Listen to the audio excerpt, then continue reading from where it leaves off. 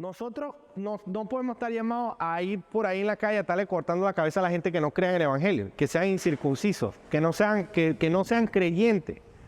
Ese es el punto con el aspecto de distinguir entre un pasaje descriptivo y prescriptivo, ¿ok? Bueno, ese era otro ejemplo. Ahora, vamos al otro, en la cuarta, la regla número 4. La regla número 4 es principio de repetición escritural. Repetición escritural. ¿Ok? ¿Qué quiere decir esto? Cuando nosotros vamos a los tiempos antiguos, en ese entonces no existía algo que nosotros conocemos hoy en día como esto. Por ejemplo, esto no existía. Tampoco existía esto. Y tampoco, mucho menos, existía esto, que es negrita, ¿no? Texto. Eso no existía. ¿Cómo hacían ellos para enfatizar? ¿Cómo hacían ellos para darle énfasis a algo sin usar eso que tenemos nosotros hoy? Ellos repetían. Por eso que tú ves, por ejemplo, textos como Saulo, Saulo, ¿por qué me persigue? Por ejemplo. O pasajes como desiertos, digo. O, por ejemplo, los requisitos para los pastores aparecen en 1 Timoteo, aparecen en Tito, por ejemplo, 2 veces se repiten, dándole importancia. O la conversión de Saulo. Tú sabes que Pablo antes era Saulo y Pablo perseguía a los cristianos. ¿Sí? ¿Te recuerdan, no? Bueno, el testimonio de la conversión de Pablo aparece 2 veces en Hechos. En Hechos 22 y en Hechos 26. La misma historia, la narración. ¿Qué te quiere decir eso? Que sí fue verdad, que se convirtió. ¿Me explico? Repetir es enfatizar, decir que algo es cierto. Ahora bien, ¿qué más aparece repetido? Por ejemplo, además de la conversión de Pablo, de los requisitos pastorales, toda la autoridad de la Escritura, por ejemplo, que aparece todas las veces, que dice que es como martillo que quebranta la piedra, que su ley es perfecta, que es suficiente, que es como espada de doble filo, etcétera, etcétera, etcétera, etcétera. Salmo 119, por ejemplo. Ahora, ¿qué más nos enseña esto? Yo voy a buscar aquí para que vean un ejemplo de lo que les quiero decir. Deme un minutico para conseguir el pasaje acá.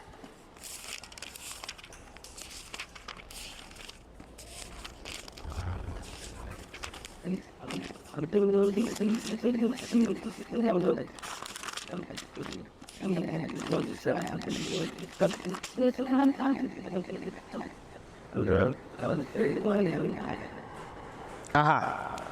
Romanos capítulo 3. Romanos capítulo 3. Romanos capítulo 3, versículo 21. Romanos 3, 21. ¿Lo tienen? Ok. ¿Qué le dije yo con respecto a esto? A esto acá. Que uno tiene que ver en todo el capítulo las palabras que se repiten. Las palabras que se repiten le dan énfasis. Recuerden, ellos no tenían ni negritas, ni subrayados, ni nada de eso. Ellos enfatizaban repitiendo. ¿Ok? Ahora, miren esto. Romanos 3:21. Pero ahora aparte de la ley se ha manifestado, 1, la justicia de Dios. Versículo 22, la justicia de Dios. 2 veces. Versículo 24, justificados. Versículo 25, su justicia. Versículo 26, con mira a manifestar en este tiempo su justicia, a fin de que Él sea justo. 7. Luego, 27, que dice el hombre justificado por fe. Luego, 30, y Él justificará. ¿Lo ven? ¿Ven cómo se repite? Ok. Ahora vamos a Gálatas.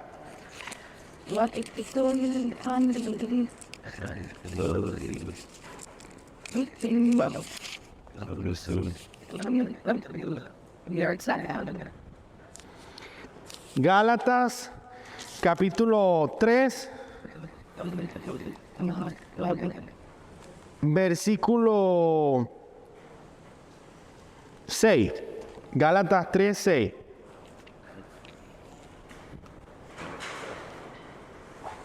Mira esto. En el versículo 10. Porque todos los que dependen de las obras de la ley, una vez. Después, maldito todo aquel que no permaneciera en todas las cosas escritas en el libro de la ley, 2 veces. Verso 11, porque por la ley ninguno se justifica, 3 veces. Luego el 12, y la ley no es de fe, 4 veces. Cristo nos redimió de la maldición de la ley, 5 veces. Versículo 14. El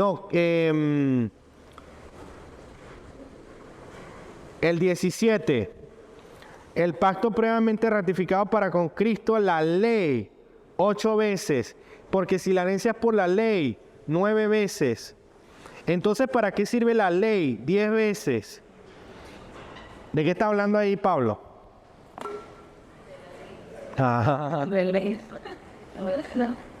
¿Te das cuenta?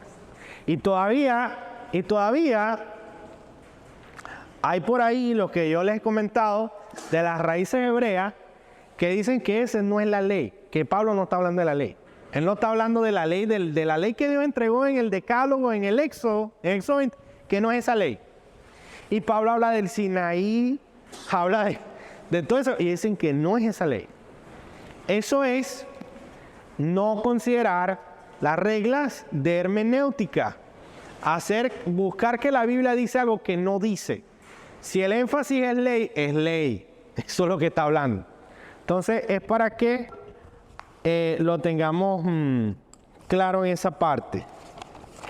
Sí, también se puede decir en ese particular que si hay, como no diciendo, algunas palabras que se repiten, pero yo veo otra cosa y me llama la atención. No debo de interpretarlo aisladamente de lo que se viene hablando, sino que tiene que ser condicionado en base a eso que se repite constantemente en ese camino. O sea, debo condicionarlo a eso, porque ese es el contexto en este partido. Exactamente. Es que el punto es que si Pablo dice en Romanos, justicia, la justicia, justificación, justicia y tal, él está hablando en un término legal. Él está hablando de una transacción, como si tuviera un tribunal, ¿ok? Ese es el contexto que lo dice. O sea, yo no puedo tomar algo y arrancarlo y decir, no, lo que viene hasta arriba y lo que viene después no sirve para nada. O sea, eso no tiene nada que ver ahí. No, todo lo contrario. Lo que viene hablando antes y lo que va a hablar después es lo que le da sentido a lo que está diciendo, a lo que uno está leyendo, en el centro. Ahora bien, voy a tocar brevemente, a ver, ¿cuáles son entonces las de las 4 reglas de hermenéutica entonces que hemos discutido hasta ahora? A ver, ¿quién se atreve? Ajá. Principio de la organización estructural. Ajá. Principio efectivo, flexivo y regular. Ajá. La repetición, correcto. Exactamente. Ahora, el punto es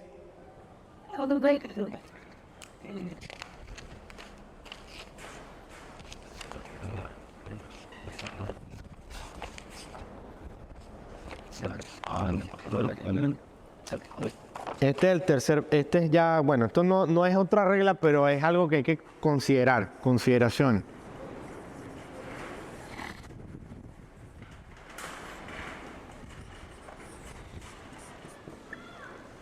Figura literaria.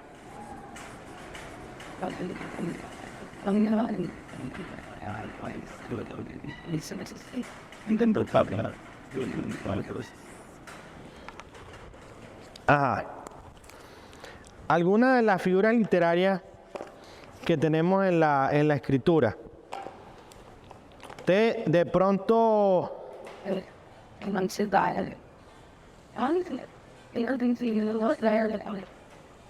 ajá, fíjese. ¿Usted ha escuchado esto?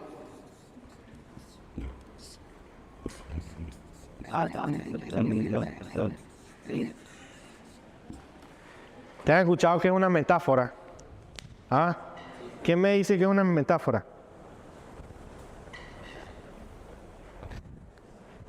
Una metáfora es que una manera de hablar, pero poco ubicado teórico, pues no es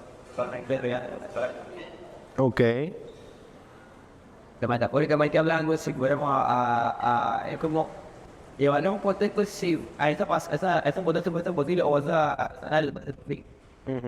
te habla con la manera de la fuerza, Ok. de real. Ok, un ejemplo de lo que está diciendo mi hermano. Cuando Jesús dice en Mateo 5:13, vosotros sois la sal de la tierra. ¿Qué quiere decir? ¿Somos un terrón de sal o qué? Ah, no. ¿Para la parrilla o qué? ¿Qué quiere decir? El contexto le da el sentido. Por ejemplo, ustedes sabían que en los tiempos antiguos a la gente le pagaban con sal. ¿Saben eso? De hecho, ahí viene la palabra salario. Salario, porque la gente le daban sal. ¿Saben por qué? Porque en aquel entonces no había nevera, no había freezer. ¿Y cómo se preservaba la carne? Con sal. O sea, a los soldados les pagaban sus terrones de sal y ellos podían picar y vender la sal para el que tenía que guardar sus carnes y eso, ¿me entiendes? Cuando se habla de sal en el mundo antiguo es preservación, es preservar, curar, ¿sí me explico? O sea, cuando Jesús dice, vosotros sois la sal, ¿a qué se refiere? Jesús, soy la sal de la tierra. ¿Qué se supone que debemos hacer nosotros? Preservar. Salar, o sea, curar. ¿Qué es lo que hace la sal? Pues tú tienes una vejiga y te pones un pedazo de sal ahí que ves el diablo ahí. Ah, también da gusto. Cuando dice palabra sazonada con sal, que tiene gusto, una forma, ¿no? Ahora, otra figura es el símil. ¿Qué es el símil? Es una comparación, algo que se compara. No es como decir la sal de la tierra, es como decir Génesis 13:16, cuando Dios le dice a Abraham, haré tu descendencia como el polvo de la tierra. Él dice, ¿cuál es la palabra clave? ¿Cómo? En la otra es, no, ustedes son sal. Aquí, si fuera símil, fuera, ustedes son como la sal. ¿Te das cuenta? Eso es lo que cambia. Por ejemplo, otra palabra, endíadis. La endíadis. ¿Cuál es el efecto de la endíadis? Ajá. Cuando tú tienes dos palabras para decir una cosa. Dos palabras que dicen una cosa. Te voy a dar un ejemplo de un caso muy, muy candela. Timoteo, cuando dice, porque no permito que la mujer enseñe ni ejerza autoridad. Por ejemplo, ese es candela ese texto. Entonces, ¿por qué? ¿Qué es lo que está diciendo? Dice, no permito que la mujer enseñe ni ejerza autoridad. Obviamente, es como decir, vamos a decirlo de esta manera, fulano estuvo en mi casa, tal persona estuvo en mi casa en cuerpo y alma. ¿Qué quiere decir? ¿Que tuvo el cuerpo y tuvo el alma aquí al lado? No, que estuvo realmente. ¿Sí me van a entender? Ahora, en el texto de Timoteo, bueno, ya tiene que ver con que el rol del hogar es del esposo y del hombre. Efesios 5, la cabeza del hogar es el hombre, y etcétera, etcétera. Pero no me voy a meter allí. Apocalipsis. Apocalipsis está. En Apocalipsis está. Apocalipsis 8:5 dice, otra en día di. Hubo truenos y voces y relámpagos. Apocalipsis 8:5.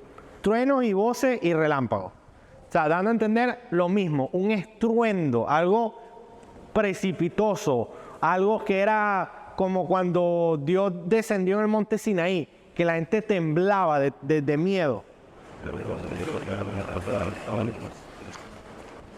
Ahora,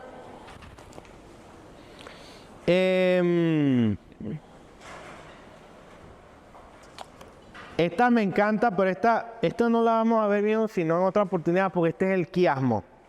¿Ustedes conocen del quiasmo?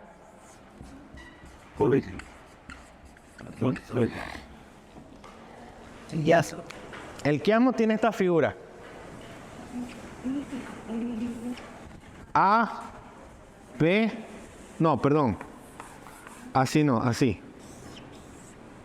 A, B, C, B, A.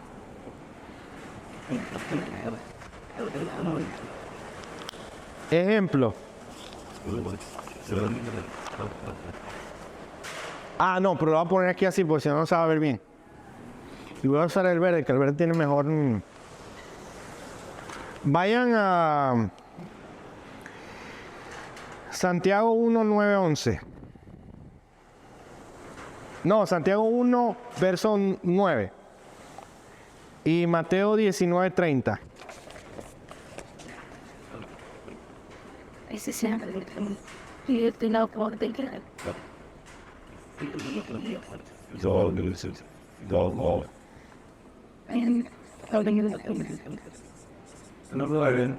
Dice, el hermano que ni detención, gloríese en tu salvación. Ajá, ya.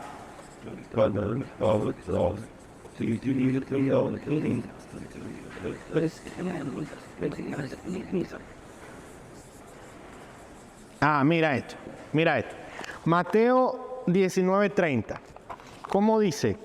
Mas muchos que son primeros serán postreros, y los postreros serán primeros. Es un quiasmo.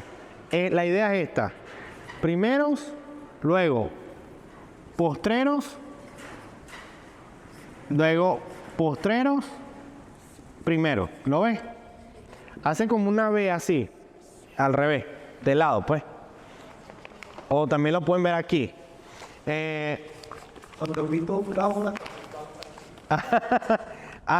Fíjate este. Santiago 1:9, ¿no? Lo tienes tú. Fíjate esto. Dice, estas son las palabras clave.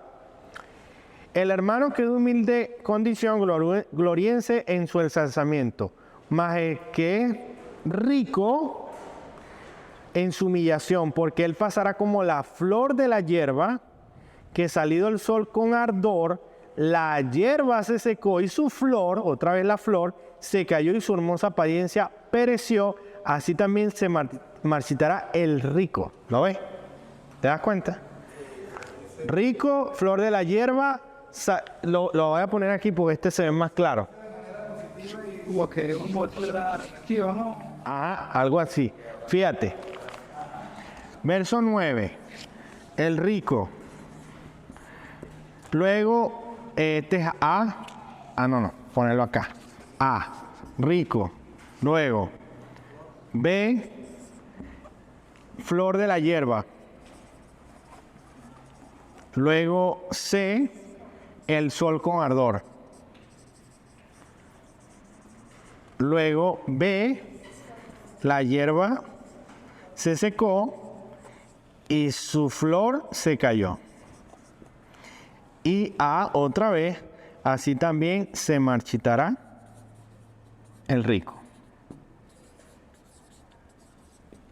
Así. ¿Lo ven? ¿Sí se ve? Este es el centro. Este es el énfasis. Eso es lo que quiere enfatizar el autor. Lo que está en el centro.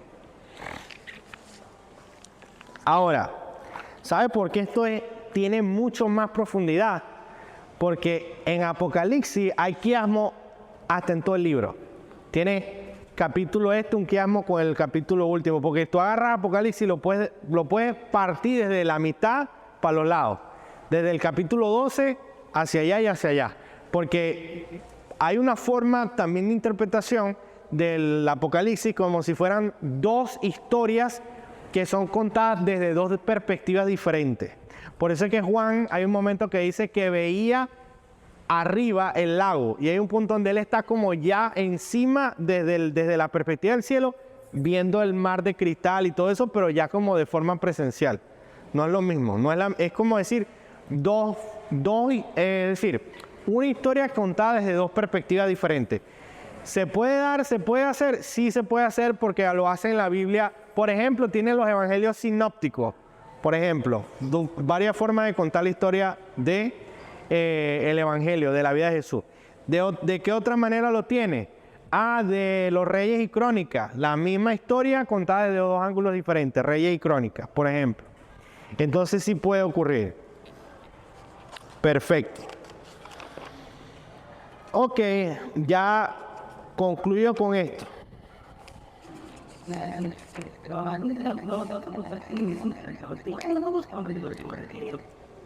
Predicación, hay varios tipos de predicación.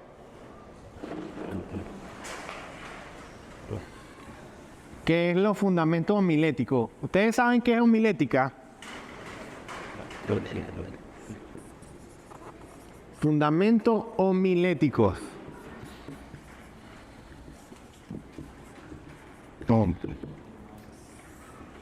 Homilética. ¿Qué es la homilética? ¿Han escuchado esta palabra? ¿Qué es la homilética?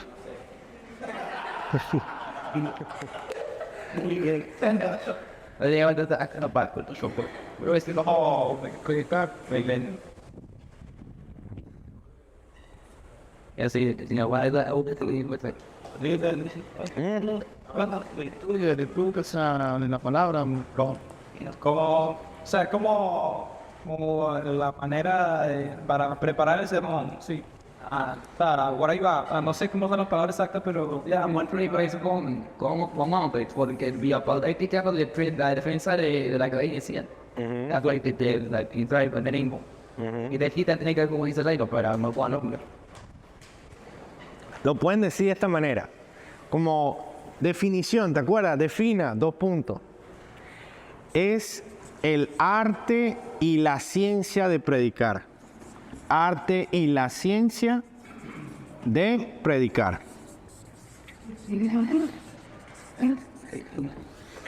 Que no es lo mismo que exégesis. Exégesis es que sacar lo que dice el texto, lo que dice la palabra. Ok, ya yo saqué, aquí está, ya saqué el texto, lo tengo aquí. Ahora, ¿cómo voy a predicarlo? Eso es homilética.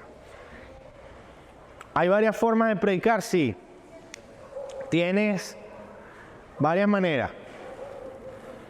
Por ejemplo, lo voy a poner aquí. Predicación expositiva.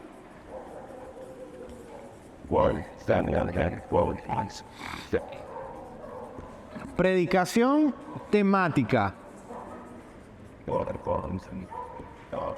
Predicación narrativa. Predicación biográfica. ¿Ustedes sabían eso? O sea, ¿habían escuchado? Ok. ¿Qué has escuchado de la expositiva? No, o sea, se seguramente una dice la palabra, lo explicarán, el texto, la palabra, sin el problema de Exactamente. Explico. Hay una mala apreciación de lo que es la predicación expositiva. Yo voy a aclarar porque actualmente hay movimientos bautistas y ese tipo de cosas que han dado mucho énfasis a la predicación expositiva, pero no es lo que ellos han dicho que es predicación expositiva, no es predicación expositiva. ¿Por qué? Porque se ha creído que predicar expositivamente es predicar, por ejemplo, un domingo Romanos 1, otro domingo Romanos 2, otro domingo Romanos 3, otro domingo Romanos 4. Eso no es predicar expositivamente. No lo es. Eso es predicar sistemáticamente. Predicar expositivamente es que si a ti te dan para predicar de un tema y te dan el texto, te dicen, mira, este es el texto. Tú vas a predicar lo que dice el texto. ¿Sí me explico? Tú vas a hacer la exégesis y lo que el texto te diga es lo que tú vas a predicar. Tú no vas a hacer que el texto te respalde lo que ya tú tienes en mente hablar. No, tú vas a dejar que el texto te hable y tú predicas lo que el texto te habla. ¿Sí me van a entender? Entonces, cuando tú vas a predicar expositivamente, tú partes del texto, ya, más nada. Por eso es que a veces ni es bueno dar un tema, porque capaz te dice un tema y el que te lo dio no sabe que está fuera de contexto. Y cuando vas a la extracción no está hablando de eso, está hablando de otra cosa. ¿Sí me explico? Pero expositivamente es predicar lo que el texto dice, específicamente. El versículo ustedes han escuchado, bueno, le voy a decir, esta palabra, perícopa. La perícopa es, imagínate que a ti te dicen, predique de Romanos 1, del capítulo 1. Entonces, tú vas a predicar el versículo 5 y el versículo 6. No sé, tú escogiste el 5 y el 6, pues. Esos son los que tú escogiste. Todo esto, lo que está aquí, es la perícopa. ¿Ok? O sea, si te dicen, va a predicar, no, iba a predicar de mi perícopa del versículo 5 al versículo 7. Eso es como lo utilizan en los seminarios, quiero decir, pues es el tema. Entonces, positivamente es predicar la perícopa que tú tienes asignada. Y ya, más nada. Temático, ¿cómo es temático? Te dan el tema. ¿Está claro? Te dan el tema y tú buscas en la Biblia aquellos versículos que estén en contexto hablando de ese tema. ¿Ok? Y lo expone, lo predica. Narrativa. ¿Cuál es la narrativa? Es contar una historia.